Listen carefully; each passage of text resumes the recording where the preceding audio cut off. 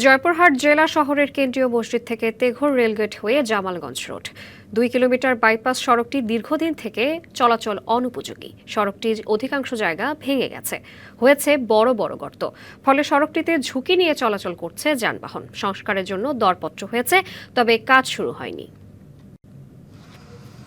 জয়পুরহাট শহরের দক্ষিণাঞ্চলের বাসিন্দাদের চলাচলের একমাত্র বাইপাস সড়কটির বেহাল অবস্থা। জামালগঞ্জ সংযোগ সড়ক থেকে তেঘর রেলগেট হয়ে কেন্দ্রীয় মসজিদ পর্যন্ত 2 কিলোমিটার জুড়ে খানাখন্দে ভরা। জায়গায় জায়গায় পিচ ও খোয়া উঠে হয়েছে বড় বড় গর্ত। মালামাল নিয়ে চলতে গিয়ে ঘটছে দুর্ঘটনাও। ঝুঁকির কারণে রিকশা, অটোরিকশা বা অটোভ্যান চলাচল করতে পারে না সড়কটিতে। মালামাল নিয়ে চরম বিপাকে পড়তে হচ্ছে ট্রাক, মিনি ট্রাক ও ভটভটি পরিবহনগুলোকে। দ্রুত সংস্কারের পাশাপাশি সড়কটির পাশ দিয়ে লাইট ও ড্রেন নির্মাণ প্রকল্প বাস্তবায়নে গেল বছরে 23 জুন দরপত্র আহ্বান করে জয়পুরহাট পৌরসভা।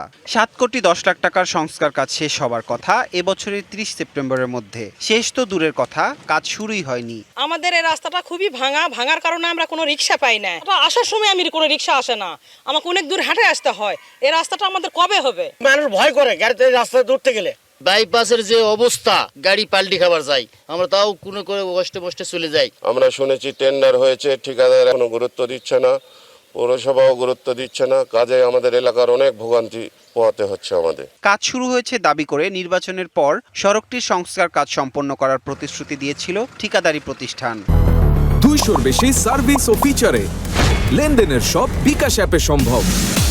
শুরু তো হয়ে গেছে, আপনি তো কাজ চলে আমার পার্ট বাই পার্ট করে, তো ব্রিজের কাজ চলে। এরপরে ছোটখাটো টুকটাক যে কাজগুলো আছে এগুলো করবে, আর ভালোভাবে শুরু হবে নির্বাচনের পরে। শিগগিরই কাজ সম্পন্ন করার জন্য 3বার তাগাদাপত্র দেওয়া ছাড়াও পৌরসভার পক্ষ থেকে সার্বিক চেষ্টা চলছে দাবি পৌর কর্তৃপক্ষের। 1 অক্টোবর ঠিকাদারের সহিত কার্যাদেশ চুক্তি সম্পন্ন করা হয়েছে, আর কিছুদিন হলে কাজ বন্ধ আছে। আমরা বিষয়টি তাকে লিখিতভাবে জানতে চেয়েছি কেন কাজ বন্ধ আছে, জরুরি ভিত্তিতে কাজটি বাস্তবায়ন করবে বলে অফিসকে জানিয়েছেন। কেবল প্রতিশ্রুতি আর নির্দেশনা নয়, দ্রুত সড়কটির সংস্কার কাজ শেষ হবে এমন দাবি এলাকাবাসীর। DBC news desk.